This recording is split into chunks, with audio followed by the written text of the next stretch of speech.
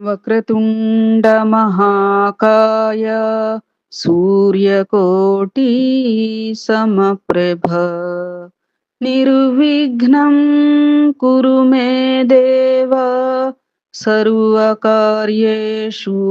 సర్వదా గురు బ్రహ్మా గురుర్విష్ణు గురుర్దేవో మహేశ్వరః గురు సాక్షాత్ పరబ్రహ్మ తస్మై శ్రీ గురవే నమః. శరదా శరదాంభోజ వదనా వదనాంబుజే సర్వదా సర్వదాస్మాకం సన్నిధిః సన్నిధిం క్రియాత్. ఓం గం గణపతయే నమః. సద్గురవే నమః.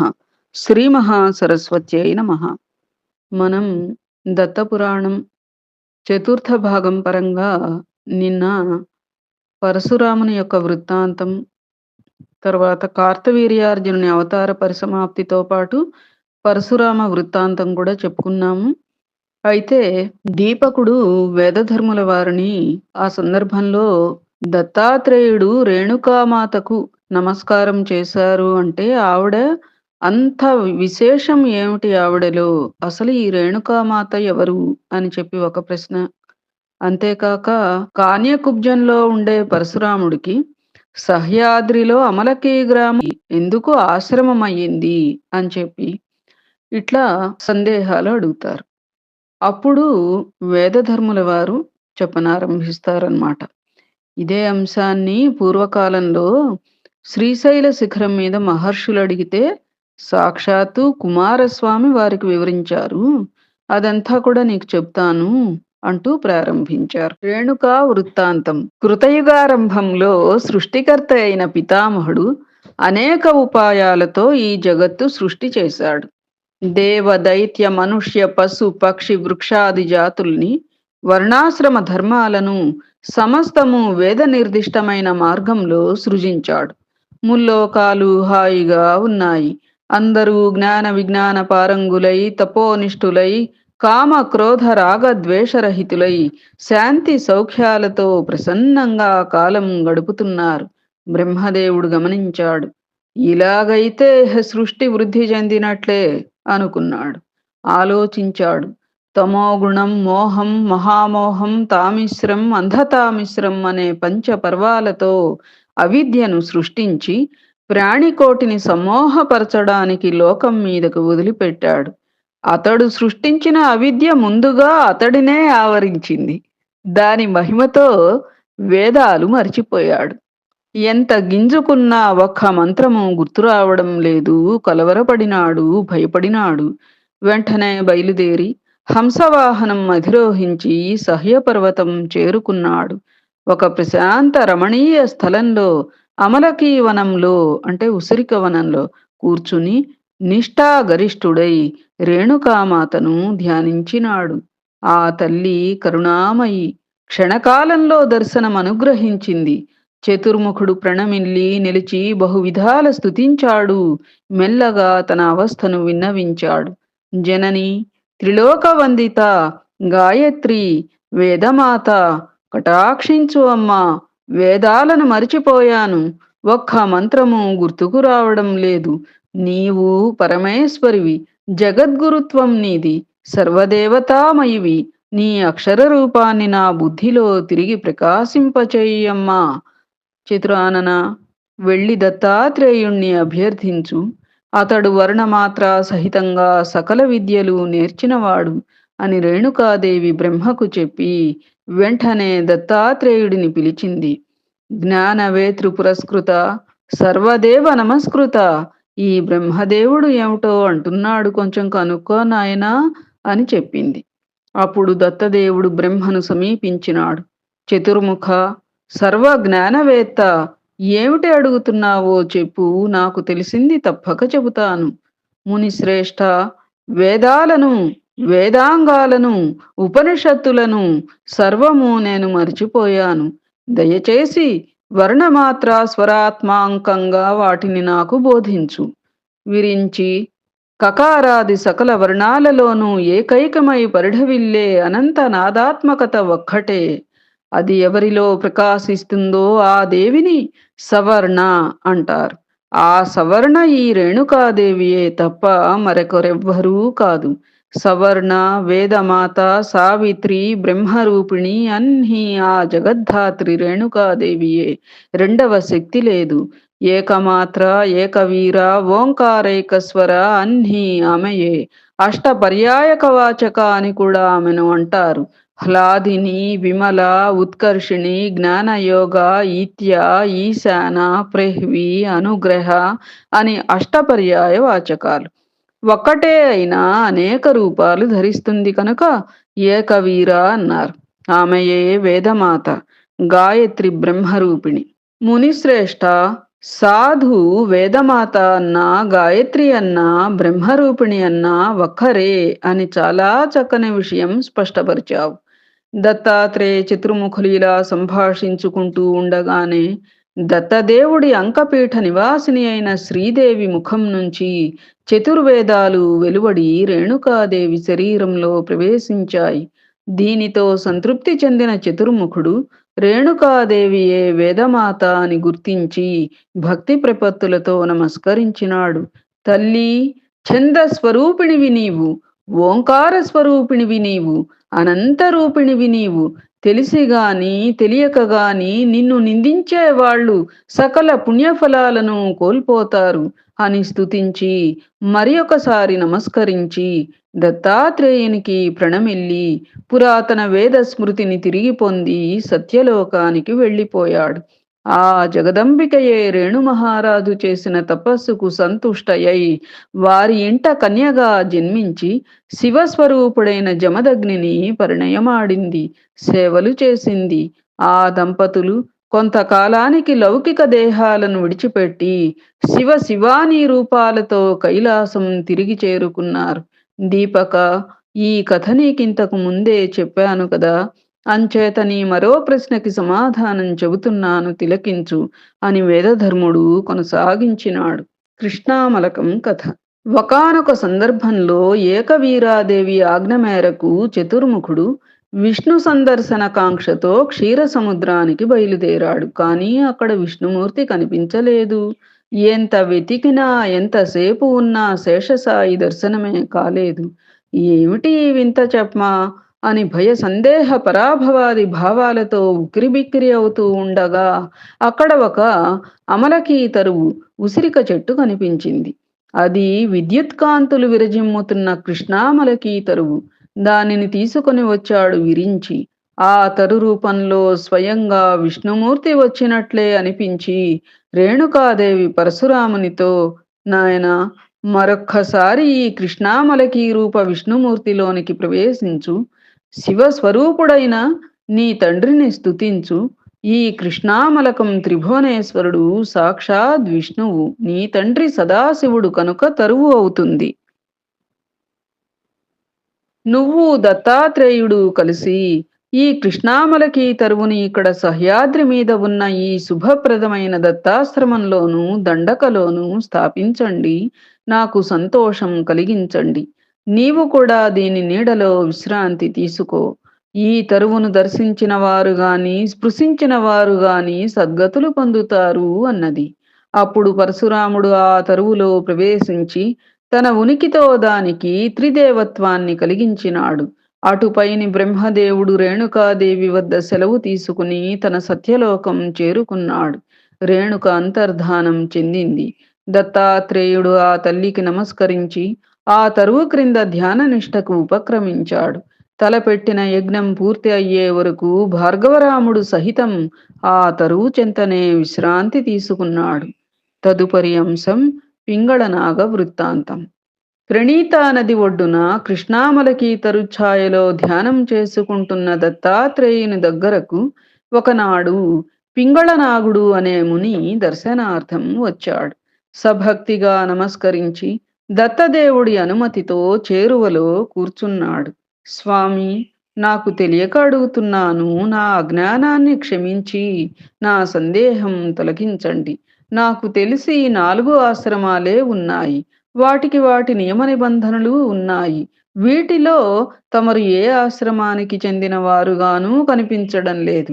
మీరు ఇరువురు దిగంబరులై ఉంటారు. మదిర, మాంసాలను పుచ్చుకుంటూ కనిపిస్తారు.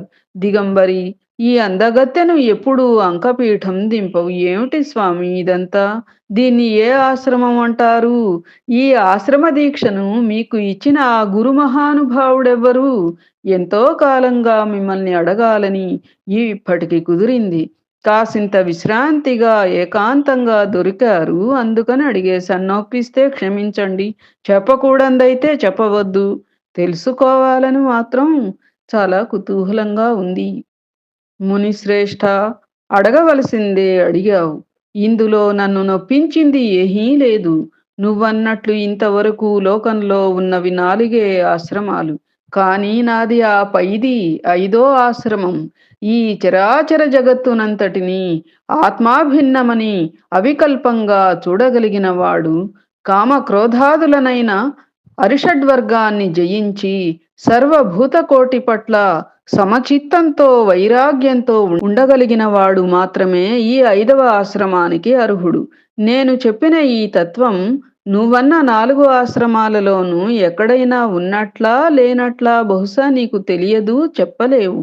కేవలం బ్రహ్మవాదులు మాత్రమే గుర్తించగలరు. మహానుభావ, నీవే విశ్వేశ్వరుడవు. నీవే పురుషోత్తముడవు. అనసూయాత్రి దంపతులకు జన్మించిన నీవే కమలాపతివి. సాయిరాం. అజ్ఞానంతో నేను చేసిన ఈ అధిక ప్రసంగాన్ని క్షమించు, నన్ను రక్షించు. నీ ఉదరంలో ప్రవేశించి సురక్షితంగా ఉండాలని నా ఆకాంక్ష.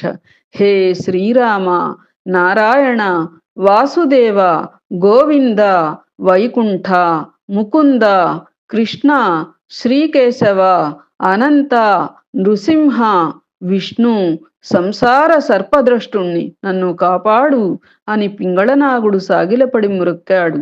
పింగళనాగుడి ప్రార్థనను మన్నించి దత్తాత్రేయుడు శివరూపంతో అతని గర్భాన ధరించాడు.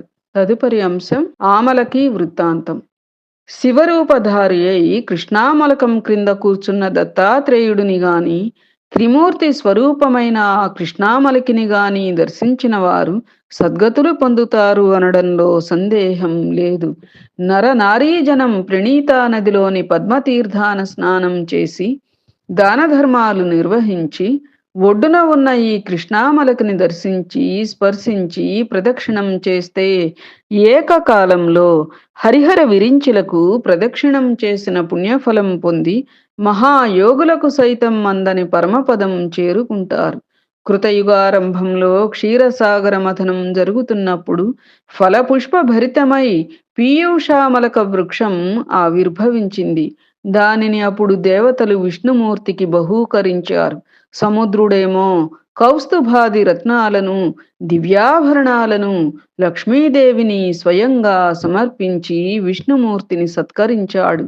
పుణ్యప్రదమైన క్షీరాబ్ది మందిరంలో ఈ పీయూషామలకిని స్థాపించి లక్ష్మీదేవిని ఆనందపరిచినాడు శ్రీ మహావిష్ణువు. అనసూయాత్రి మునులకు తాను పుత్రుడుగా అవతరించిన వేళ తనతో పాటు ఈ పీయూషామలకిలో అర్ధాంశం తెచ్చుకున్నాడు. అటుపైన దాన్ని తన సహ్యాద్రి ఆశ్రమంలో నాటుకున్నాడు. అదే కృష్ణామలకి నామంతో ప్రసిద్ధమైంది. దాని క్రిందనే దత్తస్వామి తీవ్రంగా తపస్సు చేశారు. ఈ తరువు 3 రూపాలతో, నామాలతో త్రిభువనాల్లోనూ విఖ్యాతి పొందింది. ఒకటే తరువు ఊర్ధ్వభువనాన క్షీరాబ్ది మందిరంలో ఒక రూపంతో, పీయూషామలక నామంతో సహ్యాద్రి శిఖరం మీద, కృష్ణామలక నామంతో పాతాళ మరొక రూపంతోనేమో అక్కడే సహ్యాద్రి శిఖరం మీదే పీయూషామలక నామం, మరొక రూపంతో కృష్ణామలక నామం. పాతాళలోకంలో వేరొక రూపంతో నామంతో విరాజిల్లుతోంది. దత్తాత్రేయాశ్రమంలోని తృతీయాంశ విరాజితానికే సిద్ధామలకమని పేరు. ఇందువల్లనే సిద్ధామలక గ్రామం ఏర్పడి అటుపైన మాతాపురం అయ్యింది.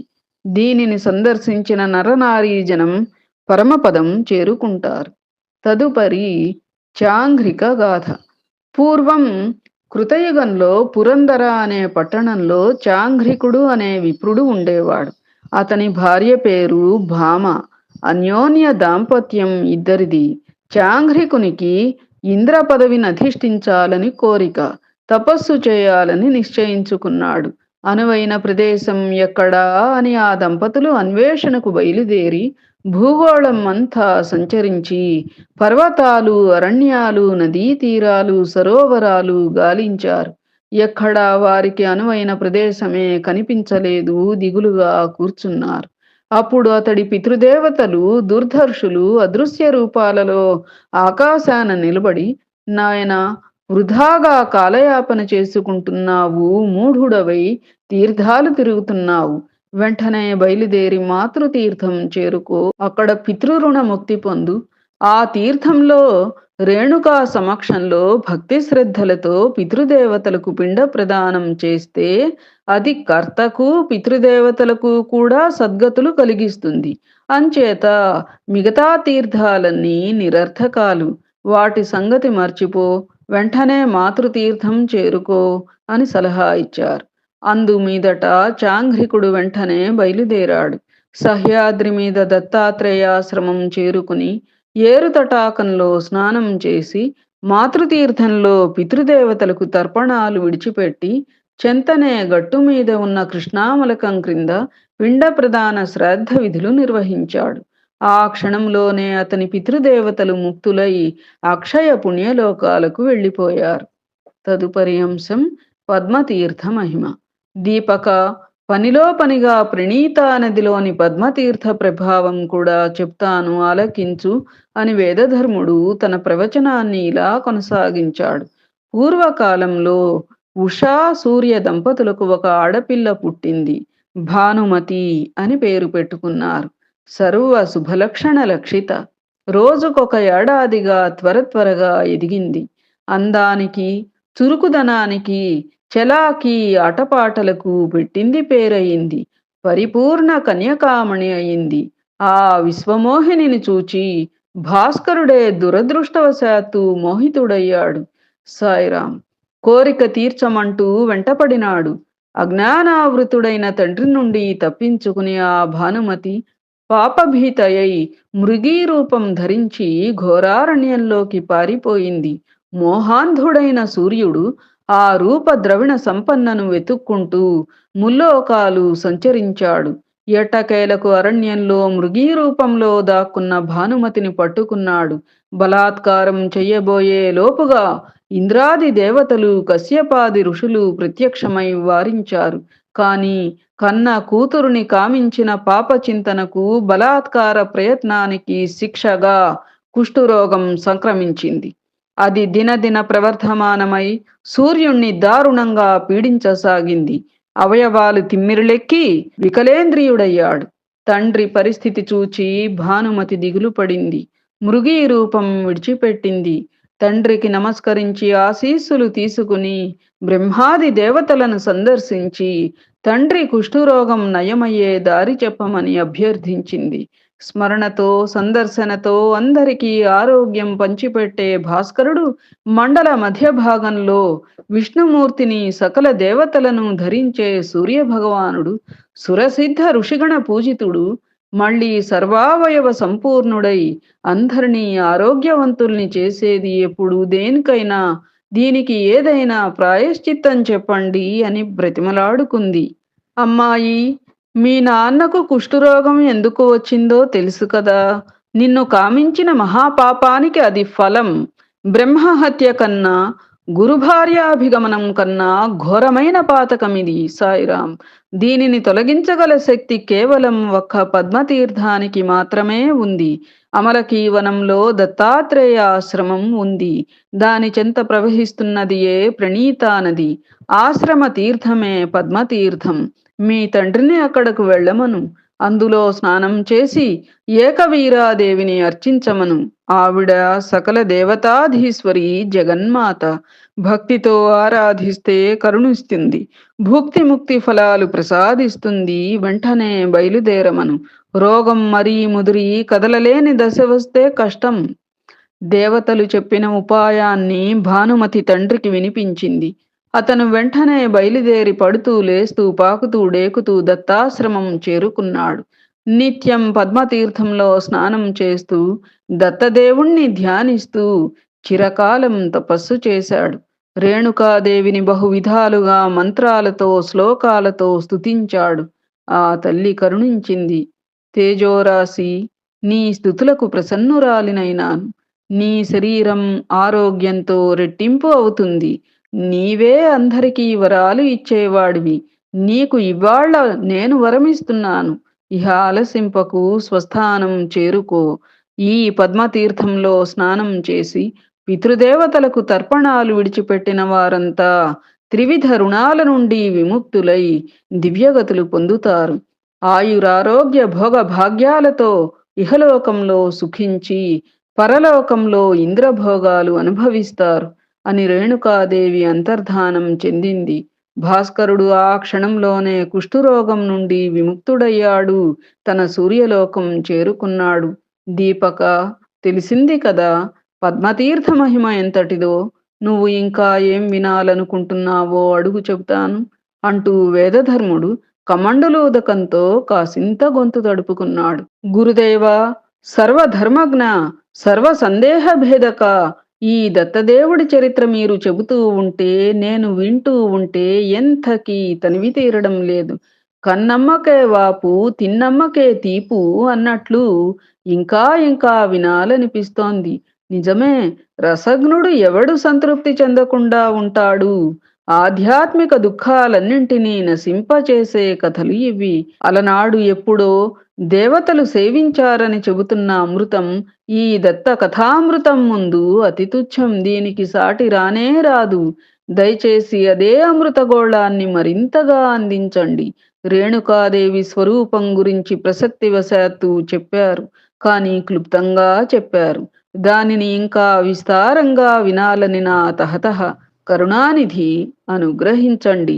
ఈ జగత్తుకి ధేనువు, ఖని, ధాత్రి అయిన ఆ మహాదేవి తత్వాన్ని మీకన్నా బాగా ఎరిగినవారు కాని, ఎరుకపరచగలవారు కాని మరి ఒకరు ఉన్నారని నేను అనుకోను. నాయనా దీపక, నీ జిజ్ఞాస నన్ను ఆనందపరుస్తోంది. రేణుకాదేవి మాహాత్మ్యాన్ని సమగ్రంగా వివరిస్తాను, తెలుసుకో. ఇది వింటే చాలు, సకల ప్రాణులకు సర్వశ్రేయస్సులు కలుగుతాయి. సుర సిద్ధ ఋషి మండలితో పరివేష్టితుడై అమలకి వృక్ష ఛాయలో కూర్చుండి ఒకనాడు దత్తాత్రేయుడు పరశురాముడిని ఇలా అడిగాడు. రామా, నీవు సర్వజ్ఞుడవు, త్రిలోకాధిపతివి, రేణుకా సుతుడవు. పైగా నీ మీద ప్రేమతో గణాధిపతి నీకు ఆత్మతత్వ స్వరూపం కూడా బోధించినాడు. కాబట్టి నీ తల్లి రేణుకాదేవి స్వరూపాన్ని, మాహాత్మ్యాన్ని నీవు పూర్తిగా గుర్తించి ఉంటావు. దయచేసి ఆ జగన్మాత మూలతత్వాన్ని మాకు తెలియపరచు. దత్తాత్రేయ, రేణుకాదేవికి తనయుడునన్న మాటే కాని ఆ తల్లి మూలతత్వం ఏమిటో నాకు ఏమాత్రమూ తెలియదు. ఏకవీరాదేవి స్థూల సూక్ష్మాత్మక తత్వాలన్నీ తెలిసిన వాడవు నీవే, కనుక నీవే మాకు చెప్పు అన్నాడు పరశురాముడు. రామా, నీకు తెలియదంటే నేనెందుకు నమ్ముతాను? నాతో చెప్పించాలని నీ ప్రయత్నం, పోన్లే అలాగే చెప్తాను విను. ముల్లోకాలను తన గర్భకోశంలో సంరక్షించే జగదేకమాత రేణుకాదేవియే. ఆమె దివ్య రూపం స్థూల సూక్ష్మ భేదాలతో రెండు విధాలుగా ఉంటుంది. అద్భుతావహమైన అంశం ఇది.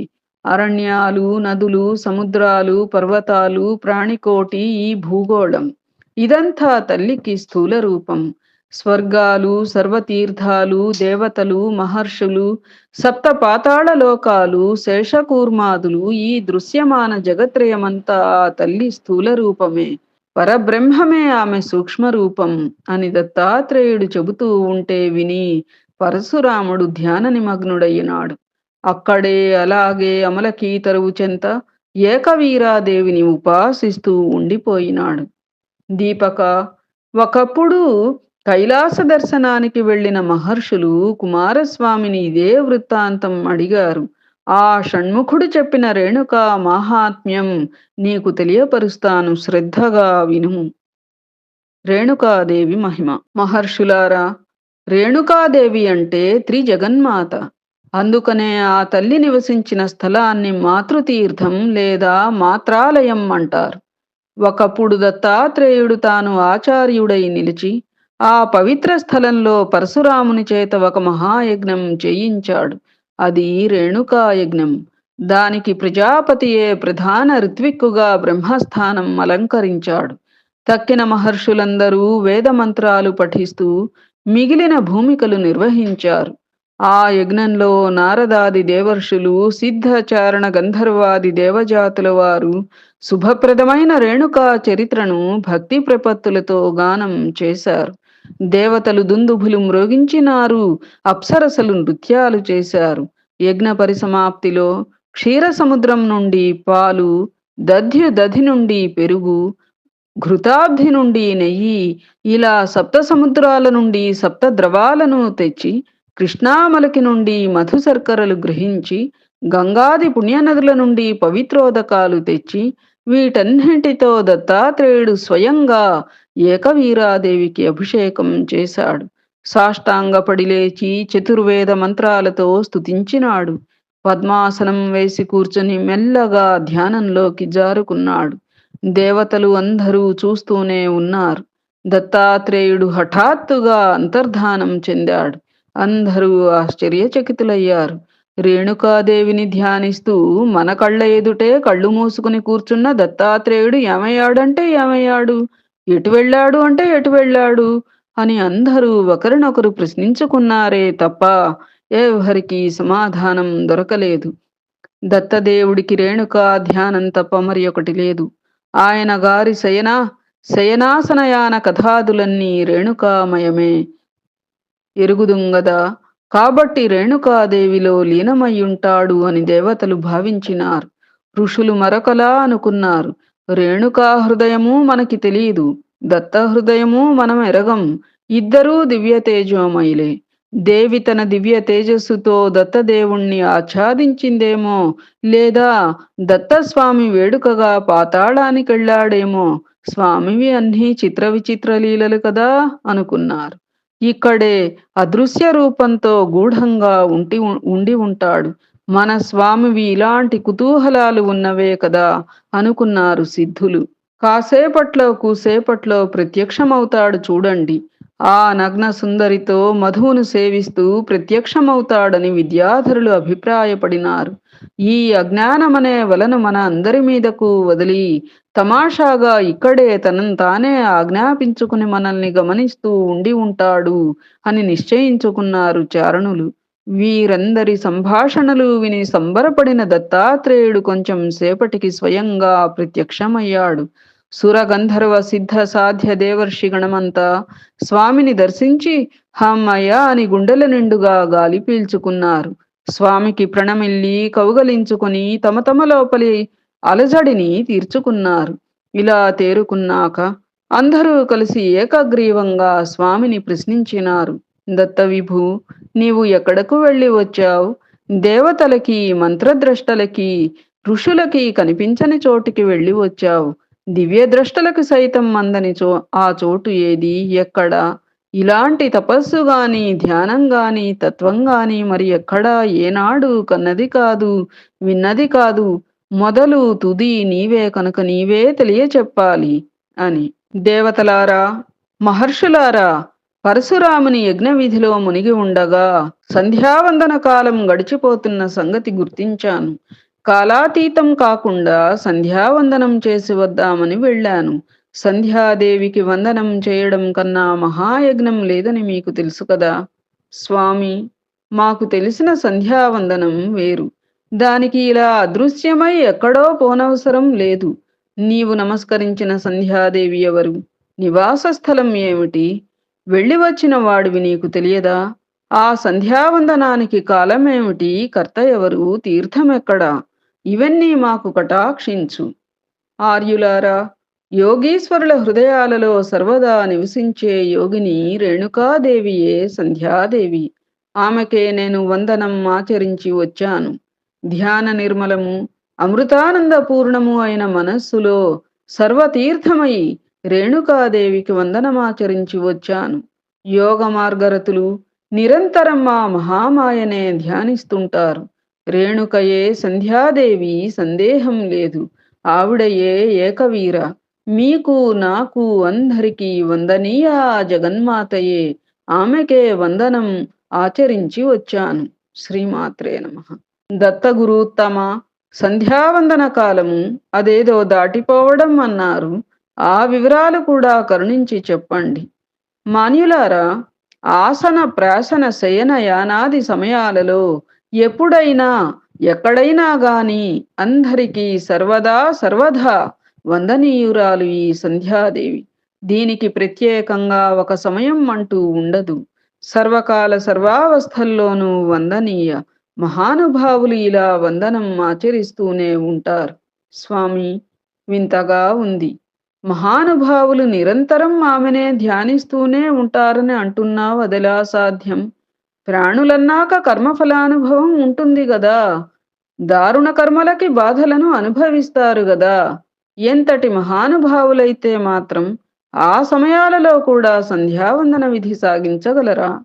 మునీశ్వరులారా, బ్రహ్మరూపిణి సంధ్యారూపిణి రేణుకాదేవిని 3 కాలాల్లోనూ సందర్శించి వందనమాచరించగలిగిన వారే మహానుభావులు. లౌకికమైన ఆటుపోట్లు, కర్మానుభవ క్లేశాలు దీనికి అడ్డంకి కాకూడదు.